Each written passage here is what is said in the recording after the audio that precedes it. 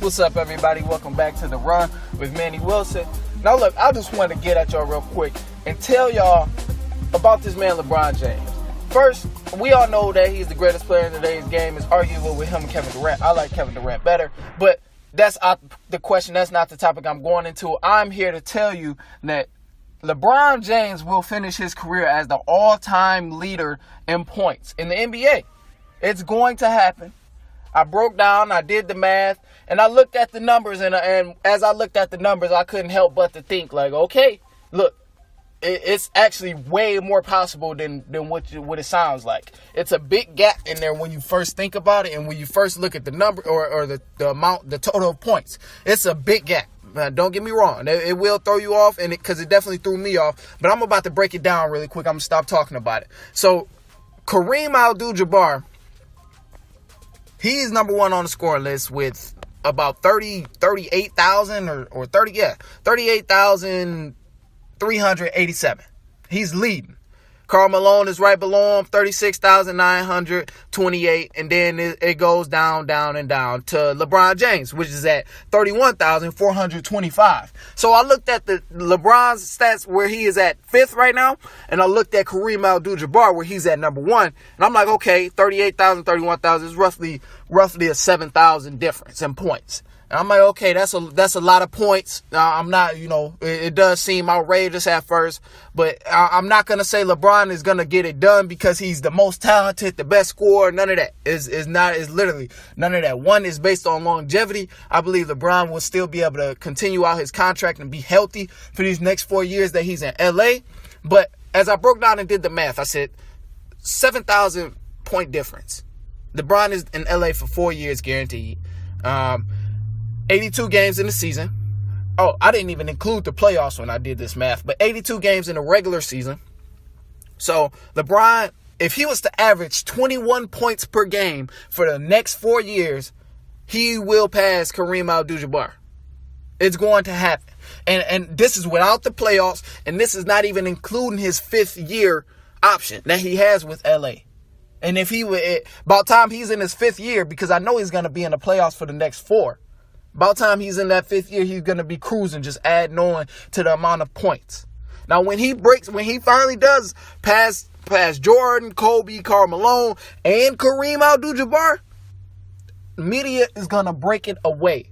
He will, people who don't even watch basketball is going to know about it. Probably people who don't pay no attention to basketball is going to hear about LeBron James breaking this record, because media will carry it so far in today's world versus when Kobe was playing, yeah, media was a big factor, but they weren't blowing things out of proportion like they are now, especially in the early stages of Kobe's career. And toward the later stages, that's when media started really getting bigger and bigger. And that's when they started blowing stories up and every little achievement that happens. But they never really did that for Kobe. They blow every achievement that happens for LeBron. They like, LeBron took his 7,000 career step, his jab step in the league. Oh my gosh, greatest player in the world. That's the kind of things that they do. But once he actually passes Kareem Abdul-Jabbar for most points in the world, it's going out of proportion. They really gonna take it out of proportion.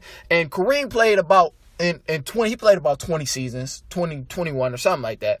But he had longevity. And when you play through 20 seasons, anybody who can play through 20 seasons and do good still and be effective in the game, that's longevity in my eyes. I look at it that way. Kobe had a great career. He played a long time, but when he closed the door at the right moment because he knew, my body is giving out.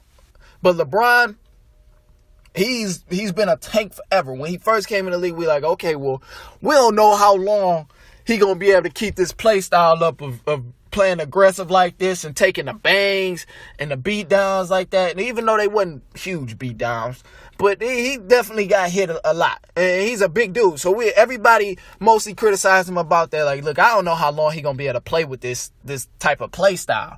But he's yet proven everybody wrong throughout his seasons. And about time 4 years from now, he'll be in his 20th season, I think. He did 11 in Cleveland and about to do some more. But he'll be in his 20th season.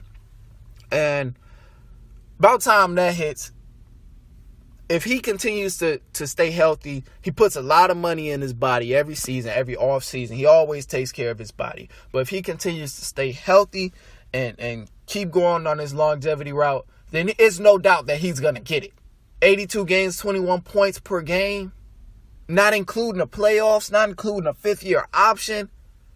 Playoffs, it's possible he might even break the record in 3 years. I'm pushing it a little bit, but it's possible. Because you got to think, LeBron is going to be in the playoffs each year.